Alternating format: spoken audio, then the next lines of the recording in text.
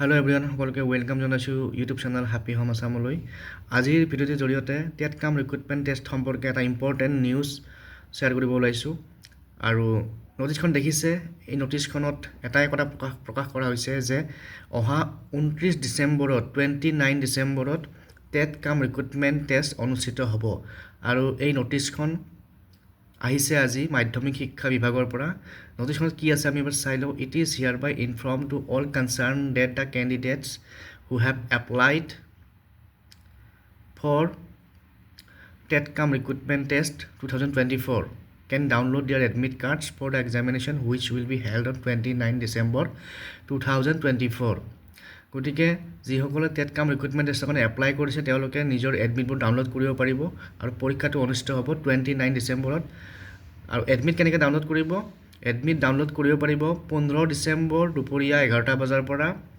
আৰু admit download কৰিব কাৰণে আপোনালোক লাগিব যেটো এপ্লিকেশন নাম্বাৰ পাসওয়াৰ্ড এইবিলাক আপোনালোকে পাইছে, সেই এপ্লিকেশন নাম্বাৰ পাসওয়াৰ্ড ইউজ কৰি পেলাই এডমিট কাৰ্ড ডাউনলোড কৰিব লাগিব।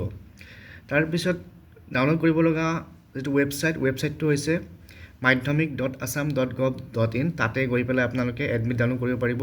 The candidates can download their admit cards using their application number and password used while filling up the forms when applied for the post.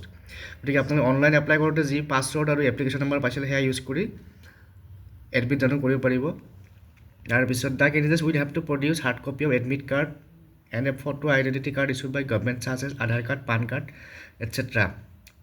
to appear in the written examination and must follow the all instruction mentioned in the admit card. গতিকে admit কাৰ্ডখনৰ copy এটা hard copy এটা নিব লাগিব এক্সামত, আৰু তাৰ লগতে যিকোনো এটা government issued identity card like Aadhaar card, PAN card or driving licence ইত্যাদি লৈ যাব লাগিব যিকোনো এখন। আৰু বাকি যিখিনি এডমিটত যিখিনি ডিৰেকশ্যন থাকে সেইখিনি ফলো কৰিব লাগিব।